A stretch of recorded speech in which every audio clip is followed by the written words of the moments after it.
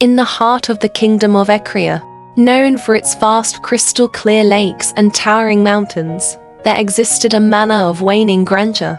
This once resplendent abode was the home to a maiden known as Cinderella.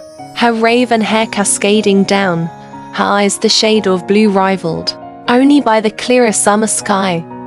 Her countenance radiated an ethereal beauty.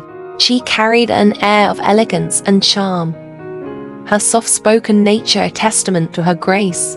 Yet, beneath her serene exterior, her spirit bore the weight of untold sorrow and silent suffering. Once the beloved daughter of a wealthy merchant, Cinderella's world had collapsed upon the untimely demise of her father. Deprived of the parental affection that was her birthright, she was relegated to the status of a servant in her own house, under the dominion of her cold-hearted stepmother and the relentless taunting of her two stepsisters, Anastasia and Drizella.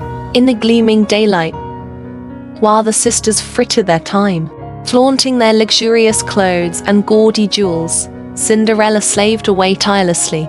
She scrubbed the floors, polished the antique artifacts, and maintained the sprawling gardens. Through it all, however, she held on to one unwavering hope, born out of a prophecy from her father. One day, my dear, your life shall transform as the caterpillar becomes the butterfly. Despite the trials of her existence, Cinderella found solace in the company of the smallest creatures, the songbirds that heralded dawn with their melodies, the playful squirrels, and the talkative mice. Bestowed upon her the affection and companionship she yearned for. It was amidst these humble friends that she was truly herself, her laughter resonating in the hushed whispers of the forest surrounding the manor. Far from Cinderella's quiet world within the manor, the royal castle bustled with activity. The kingdom was revving up for the grandest event of the century, the royal ball. The king, eager to see his reserved son, Prince Charming, married and settled, had arranged for a ball, inviting every eligible maiden in the kingdom. The whispers of this grandeur and the chance to meet the prince reached Cinderella's ears. The spark of a dream ignited in her heart, a dream hidden in silence for far too long, a dream to escape from her constricting life, a dream to dance freely with joy unburdened. In preparation for the grand ball, the manor was alight with fervor. Cinderella's stepmother and stepsisters flaunted their most luxurious gowns and elaborate jewelry. Cinderella, however, wasn't extended the same grandeur. Despite her desire to attend the ball, a stepmother sneered, dismissing her plea as a ridiculous fantasy of a lowly servant. The night of the ball dawned upon them, Cinderella's heart sinking with every tick of the clock. As the hour neared, her family departed the manor, leaving Cinderella wallowing in despair amidst the ghostly silence. The once bustling manor had now sunk into an eerie calm. She looked around her once lively home, its emptiness mirroring her desolate heart. Just as a tear threatened to spill from the corner of her eye, a luminescent glow enveloped the room. Golden sparks dancing in the air materialized into a figure. A woman, elegant and wise, with an aura of warmth and compassion. It was her fairy godmother, who had heard her silent pleas and had come to grant her wish. With one deft motion of her wand, Cinderella's ragged attire was replaced by an enchanting ball gown. Twinkling under the soft glow, a pair of radiant glass slippers adorned her feet, the embodiment of her unfettered dreams and pure spirit. Just for the night, the fairy godmother granted her the freedom to take her fate into her hands and promised her a moment of reprieve from her spent life. However, with every blessing comes a caution. She was warned that the magic would wear off at the stroke of midnight, and she must be back before her dream would vanish into thin air. In a gilded coach, pulled by magnificent mice-turned horses, and led by a stoutly footman, formerly a gentle pumpkin, Cinderella departed for the ball. The vast, opulent castle loomed above as the warmth of the surrounding torches bathed her in a soft light.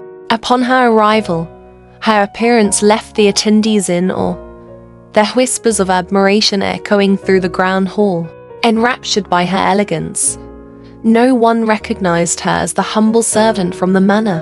Her presence was perceived in the most sophisticated circles as that of an enigmatic princess from a far-off land.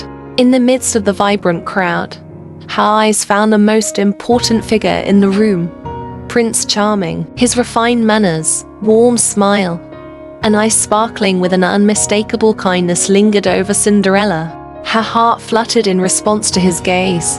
With an outstretched arm, the prince invited Cinderella for a dance. They swayed and twirled amidst a sea of people, yet the world seemed to fade into oblivion around them. They orbited around each other, two kindred souls intertwined in a dance that transcended the need for words. The music flowed through them, the rhythm resonating with their heartbeats, each note echoing their silent connection. As Cinderella gazed into the prince's eyes, she realized not only the grandeur of the ball, but also the intrinsic goodness of his heart. Combined with his respectful demeanor and benevolent spirit, she found in him an equal, someone who valued her for her inner strength and grace.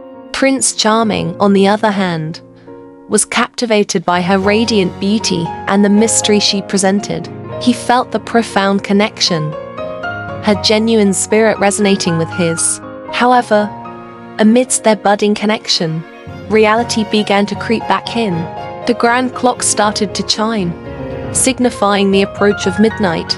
A profound dread filled Cinderella. She had been swept so deeply into this magical illusion that she had almost forgotten about her impending reality.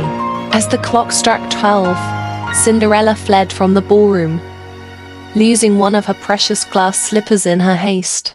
The prince, perplexed by her sudden disappearance, picked up the lonely slipper, an unruly sense of urgency overwhelming him. He vowed to find the mysterious lady who'd captured his heart. Back in the manor, without a moment to spare, Cinderella slipped into her old garbs, almost unscathed by the magic, except for a single immaculate glass slipper, a tangible symbol of her beautiful fleeting dream. Days turned into weeks, and Cinderella found herself engulfed by the relentless reality her life had become again. Meanwhile, Prince Charming mounted a kingdom-wide search for the foot that would fit the abandoned glass slipper. From the wealthiest duchesses to the humblest commoners, none were a perfect match.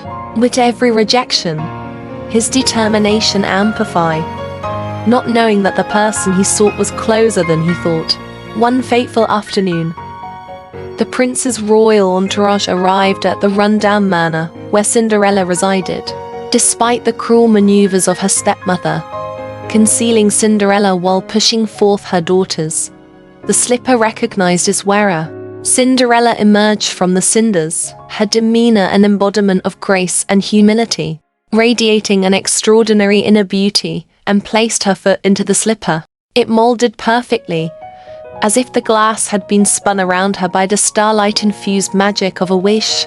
In that crystalline moment, a new chapter dawned upon Cinderella's life. Liberated from her tethered existence, she stood not just as the mysterious lady of the ball, but the one who danced amidst chaos and adversity, carrying the mantle of her sincerest hopes and dreams that outshone her daunting reality. The prophecy her father had said unfolded, liberating her like a butterfly from the cocoon of her past. It was a beautiful testament to her resilience and a beacon of hope that even in the darkest hour, magic finds a way. And they lived happily ever after.